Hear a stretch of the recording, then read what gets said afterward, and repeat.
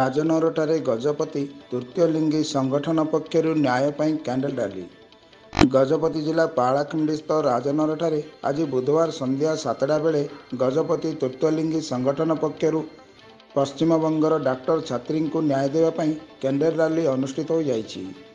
ଗଜପତି ତୃତୀୟ ଲିଙ୍ଗୀ ସଂଗଠନର ସଭାପତି ମଧୁ ବରାଡ଼ ଏବଂ ସମ୍ପାଦକ ଜେସ୍ମିନ୍ ଶେଖଙ୍କ ନେତୃତ୍ୱରେ ବହୁ କିନ୍ନର ମହିଳା ଏବଂ ବିଦ୍ୟାର୍ଥୀମାନେ ଉପସ୍ଥିତ ରହି ବିଭିନ୍ନ ସ୍ଲୋଗାନମାନ ଦେଇଥିଲେ। ଏହି ଅବସରରେ ମୃତ ଡାକ୍ତର ଛାତ୍ରୀଙ୍କୁ ନ୍ୟାୟ ଦେବା ପାଇଁ କିନ୍ନରମାନେ ଦାବି କରିଥିଲେ। ଆଜି ଆମେ କ୍ୟାଣ୍ଡେଲ ଶୋଭାଯାତ୍ରା କରିବାର କାରଣ ଏଇକି ଯେ ଆପଣମାନେ ସମସ୍ତେ ଜାଣିଥିବେ କି ଆମର କୋଲକାତାରେ ଯେଉଁ ପ୍ରକାର ଆମର ଦେବନାଥଙ୍କର ଦୁଷ୍କର୍ମ ହେଇଛି ତା ପାଇଁ ବୋଲି ଆଜିକାଲି ଦେଖୁଥିବେ ବହୁତ ସ୍ତ୍ରୀ ଲୋକମାନେ ରାତ୍ରି ସମୟରେ ଡ୍ୟୁଟି ପରେ ଫେରୁଛନ୍ତି କି ଡ୍ୟୁଟି କରୁଛନ୍ତି, ସେମାନେ କେତେ ସୁରକ୍ଷିତ ଅଛନ୍ତି ଆମେ ତା ଉପରେ ନେଇକରି ଆଜି ଏହି କ୍ୟାଣ୍ଡେଲ ଶୋଭାଯାତ୍ରା କରୁଛୁ।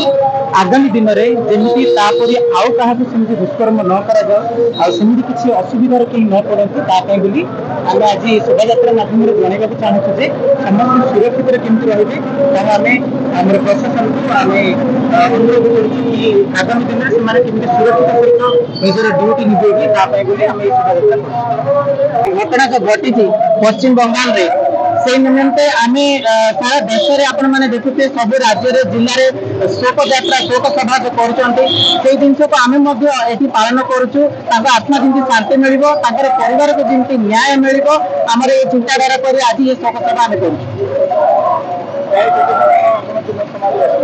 প্রায় আজ আমার গজপতি পাড়াখଣ୍ଡିରେ পাখাপাখি 30 জন ট্রান্সজেন্ডর আর তা সহিত কিছু মহিলা মানে তা সহিত কিছু ভাই মানে মতো আমার সহ সহযোগ করছেন।